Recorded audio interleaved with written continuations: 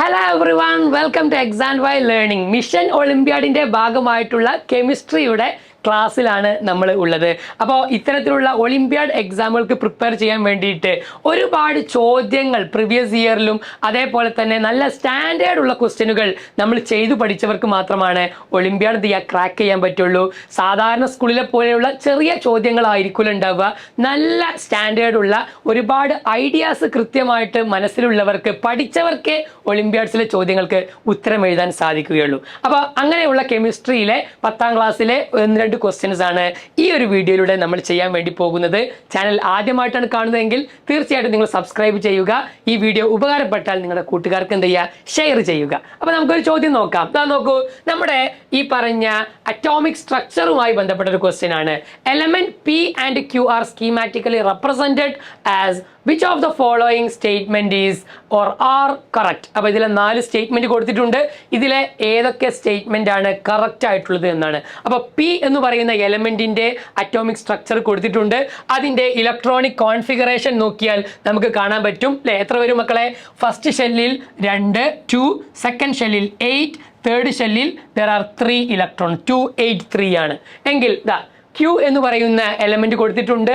First ഷെല്ലിൽ 2, second ഷെല്ലിൽ 6, ഈ രൂപത്തിലാണ് ഉള്ളത്. എങ്കിൽ നമുക്ക് ചോദ്യങ്ങൾ നോക്കാം. P and Q will form the compound P2Q3 അല്ലേ. അപ്പോൾ നമുക്കറിയാം, 2 ആറ്റങ്ങൾ തമ്മിൽ കമ്പൈൻ ചെയ്ത് അല്ലെങ്കിൽ കോമ്പൗണ്ട് ഉണ്ടാകുന്ന സമയത്ത്, മോളിക്യൂൾസ് ഉണ്ടാകുന്ന സമയത്ത് അതിൻ്റെ കെമിക്കൽ ഫോർമുല എങ്ങനെയാണ് എഴുതുക? രണ്ടുപേരുടെയും വാലൻസിയെ കുറിച്ച് നമുക്ക് കൃത്യമായി അറിയണം. 283 എന്ന് പറയുന്ന P എന്ന് പറയുന്ന ആളുടെ വാലൻസി എത്രയായിരിക്കും? ഈ പറഞ്ഞ 3 ആയിരിക്കും വാലൻസി അല്ലെ. വാലൻസി എന്ന് പറഞ്ഞാൽ എന്താ? അത് എത്ര ഇലക്ട്രോണുകളെ ഡൊണേറ്റ് ചെയ്യും, ഓർ അക്സെപ്റ്റ് ചെയ്യും, ഓർ ഷെയർ ചെയ്യും. ആ നമ്പർ ഓഫ് ഇലക്ട്രോൺസിനെ നമ്മൾ വിളിച്ച പേരായിരുന്നു വാലൻസി ഇല്ലേ. ഔട്ടർ മോസ്റ്റ് ഷെല്ലിൽ 8 ഇലക്ട്രോൺ കിട്ടാൻ വേണ്ടി എന്ത് ചെയ്യും? ഈ പറഞ്ഞ P എന്നുള്ള എലമെന്റ് 3 ഇലക്ട്രോണിനെ ഡൊണേറ്റ് ചെയ്യും. സോ +3 അല്ലെങ്കിൽ 3 ആണെന്ത്? അയാളുടെ വാലൻസി. Q നോക്കൂ നിങ്ങൾ അല്ലെ. അതിന് ഒക്ടറ്റ് കംപ്ലീറ്റ് ചെയ്യാൻ വേണ്ടി 2 ഇലക്ട്രോൺസിനെ അത് അക്സെപ്റ്റ് ആണ് ചെയ്യുക. സ്വാഭാവികമായിട്ടും ഈ പറഞ്ഞ Qവിന്റെ വാലൻസി എത്രയായിരിക്കും? -2 ആയിരിക്കും. ഓക്കെ, ഇനി ഇത് ടഫ് ഉള്ളവരെ ജസ്റ്റ് ഈ എലമെന്റ് ഏതാണ് നമ്മുടെ റിയൽ പീരിയോഡിക് ടേബിളിൽ എന്ന് ആലോചിച്ചാൽ മതി. 283 അറ്റോമിക് നമ്പർ എത്ര വരും മക്കളെ? 13, 13 ആണ് വരിക. 13 എലമെന്റ് ആരാടാ? അലുമിനിയം ആണ്. 2,6 അറ്റോമിക് നമ്പർ എത്ര വരൂടാ? 8 വരും. 8 ഉള്ളത് ആരാണ്? നമ്മുടെ ഓക്സിജൻ ആണ് അല്ലെ. എങ്ങനെ പീരിയോഡിക് ടേബിള് ഈസി ആയിട്ട് ആദ്യത്തെ ഒരു 30-40 എലമെന്റ് എങ്ങനെ പഠിക്കുക എന്നുള്ളത് നമ്മൾ തന്നെ എന്ത് ചെയ്തിട്ടുണ്ടായിരുന്നു. ഇതേ ചാനലിൽ മുമ്പ് ഈ പീരിയോഡിക് ടേബിൾ പെട്ടെന്ന് അതിന്റെ അറ്റോമിക് നമ്പർ അടക്കം പഠിക്കാനുള്ള ഒരുപാട് ഈസി ട്രിക്കുകൾ ഉണ്ടായിരുന്നു. ആരെങ്കിലും കണ്ടിട്ടില്ലെങ്കിൽ അതൊന്ന് കണ്ടു നോക്കുക, ഒന്ന് സെർച്ച് ചെയ്താൽ കിട്ടും. ഓക്കെ, ശരി. എങ്കിൽ ഇവർ രണ്ടുപേരും തമ്മിൽ എന്ത് ചെയ്തു? അതിന്റെ വാലൻസി എഴുതി. നെക്സ്റ്റ് സ്റ്റെപ്പ് നമുക്ക് എല്ലാവർക്കും അറിയാം. ഈ വാലൻസി പരസ്പരം ഇന്റർചേഞ്ച് ചെയ്യുക അല്ലെ. എന്നിട്ട് താഴെ സബ്സ്ക്രിപ്റ്റ് ആയിട്ട് എഴുതുക. Pയുടെ താഴെ 2 വരും, Qവിൻ്റെ താഴെ 3 വരും. P2Q3 ഇതിനെ ഒരിക്കലും നമുക്ക് ഇനി ഡിവൈഡ് ചെയ്യാൻ പറ്റൂല. സോ P2Q3 എന്നുള്ളതായിരിക്കും അതിൻ്റെ chemical formula. So first statement is correct ആയിട്ടുള്ള സ്റ്റേറ്റ്മെന്റ് ആണ്. സെക്കൻഡ് സ്റ്റേറ്റ്മെന്റ് നോക്കൂ മക്കളെ. P will form phosphide with formula PF3. Okay, അപ്പോൾ സോറി PP3. ഓക്കെ, അപ്പോൾ P എന്ന് പറയുന്ന ആൾ, ഇതാണ് P അല്ലേ. ഈ പറഞ്ഞ P എന്ന് പറയുന്ന ആള് ഫോസ്ഫൈഡ് ആയിട്ടാണ് കൂടിയത്. ആര് മക്കളെ? ഫോസ്ഫൈഡ്. ഫോസ്ഫൈഡ് എന്ന് പറഞ്ഞാൽ ഫോസ്ഫറസ് ആണ് അല്ലെ. ഓക്സിജന്റെ നേരെ താഴെയാണ് ആര് വരുന്നത്? സോറി, ഓക്സിജന്റെ അല്ല, നൈട്രജന്റെ നേരെ താഴെയാണ് ഫോസ്ഫറസ് വരിക. നൈട്രജന്റെ നമുക്ക് എല്ലാവർക്കും അറിയാം 3 ആണ് വാലൻസി അല്ലെ. അറ്റോമിക് നമ്പർ 7 ആണ്. 2,5 ആണ് ഇലക്ട്രോണിക് കോൺഫിഗറേഷൻ വരിക. 5 ഔട്ടർ മോസ്റ്റ് ഷെല്ലിൽ ഉണ്ടെങ്കിൽ 3 ഇലക്ട്രോൺസിനെ അക്സെപ്റ്റ് ചെയ്യും. അപ്പോൾ 3- ആണ് പൊതുവെ വരിക. അതേപോലെ തന്നെയാണ് നൈട്രജന്റെ അതേ ഗ്രൂപ്പിൽ താഴെ വരുന്ന ആളാണ് ആര്? ഫോസ്ഫറസ്. ഫോസ്ഫറസും എപ്പോഴും എങ്ങനെ വരിക? 3- ആണ് വരിക. കാരണം ഒരേ ഗ്രൂപ്പിൽ ഉൾപ്പെടുന്നവർക്ക് ഒരേ വാലൻസി ആയിരിക്കും ഉണ്ടാവുക അല്ലെ. ശരി, എങ്കിൽ ഈ പറഞ്ഞ P 3- ആണ്. ഇനി നമ്മളിവിടെ കൊടുത്തിരിക്കുന്ന ഓൾറെഡി ഉള്ള P ആരാണ് അല്ലെ? ഈ പറഞ്ഞ അലുമിനിയത്തിന്റെ അതേ സ്ഥാനത്തുള്ള ആളാണ്. അതാരാണ്? നമ്മൾക്കറിയാം P എന്നുള്ളത് 3+ ആണെന്ന് ഓൾറെഡി നമ്മൾ പറഞ്ഞു. ഓക്കെ, എങ്കിൽ ഇവർ പരസ്പരം ഇന്റർചേഞ്ച് ചെയ്താൽ എന്താ സംഭവിക്കുക അല്ലെ? P3 P3 അല്ലെ. രണ്ടും 3 ആണ്, ക്യാൻസൽ ചെയ്തു പോകും. PP എന്നാണ് ശരിക്കും വരേണ്ടത് ഓക്കെ, പക്ഷെ അത് വരുമോ? ഇല്ല. PP3 എന്നാണ് കൊടുത്തത്. So it is an incorrect statement ആണ്. ഇതിൽ ആദ്യത്തെ P നമ്മൾ ഇതിൽ കൊടുത്തിരിക്കുന്ന P ആണ് അല്ലെ, അത് ജസ്റ്റ് ഇറ്റാലിക് ആയിട്ട് എഴുതിയിട്ടുണ്ട്. രണ്ടാമത്തെ P ആരാണ്? ഫോസ്ഫൈഡിന്റെ. അപ്പൊ ഫോസ്ഫൈഡ് അയോണിന് 3- ആണെന്ന് എന്ത് ചെയ്യണം? നമ്മൾക്ക് ഓൾറെഡി അറിയണം. നൈട്രജന്റെ അതേ ഗ്രൂപ്പാണ് വരുന്നത്, അപ്പൊ അയാൾക്ക് 3- ആണെന്ന് അറിയണം. Okay, so it is A wrong statement.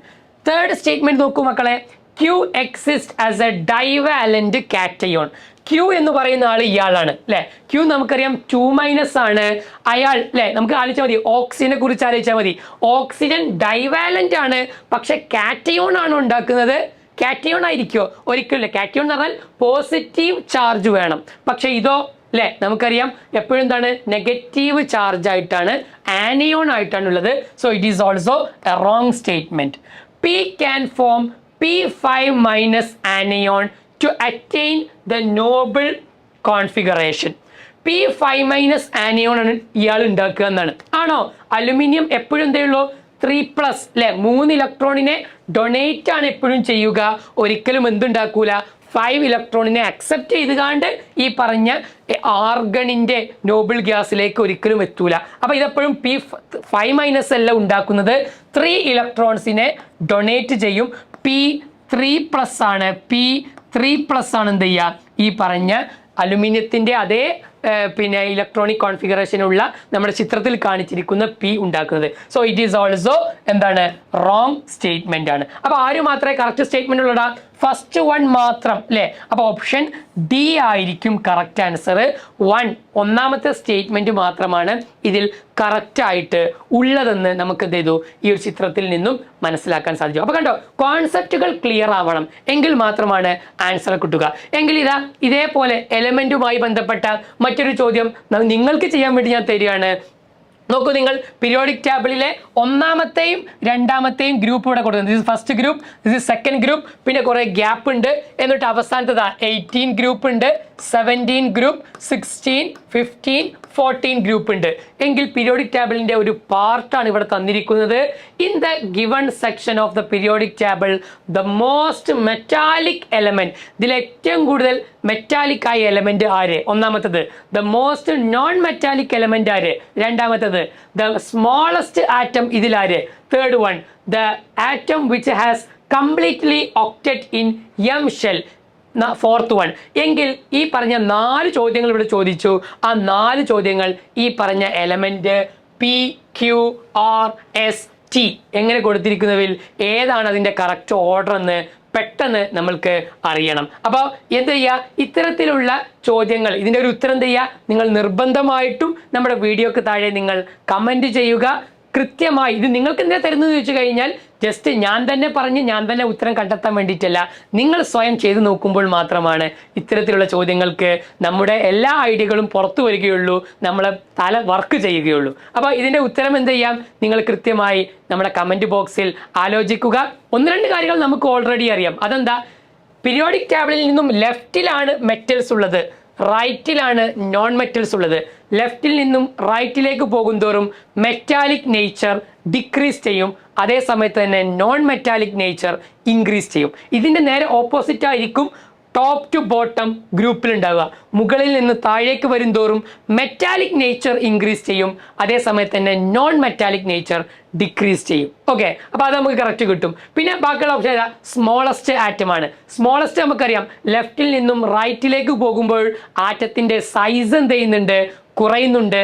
Nuclear charge കൂടുമ്പോൾ സൈസ് കുറയും. അപ്പോൾ റൈറ്റിലാണ് എന്ത് വരിക? സ്മോളസ്റ്റ് ആയിട്ടുള്ള ആറ്റങ്ങൾ വരിക. പിന്നീട് ഒക്ടറ്റ് നമുക്കെല്ലാവർക്കും അറിയാം 8 ഇലക്ട്രോൺസ് ആണ് ഉണ്ടാവുക. അത് ഏത് ഗ്രൂപ്പാണെന്ന് അതും അറിയാം. അപ്പോൾ എല്ലാ ഹിൻസും ഞാൻ ഓൾറെഡി തന്നു കഴിഞ്ഞു. നിങ്ങൾ കൃത്യമായിട്ടുള്ള ആൻസർ എന്ത് ചെയ്യുക? കണ്ടുപിടിക്കുക. ഈ വീഡിയോക്ക് താഴെ നിങ്ങൾ കമൻറ്റ് ചെയ്യുക. മറ്റൊരു വീഡിയോയിൽ നമുക്ക് വീണ്ടും കാണാം. വീഡിയോ ഇഷ്ടപ്പെട്ടെങ്കിൽ കൂട്ടുകാർക്ക് എന്ത് ചെയ്യുക? ഷെയർ ചെയ്യുക. താങ്ക്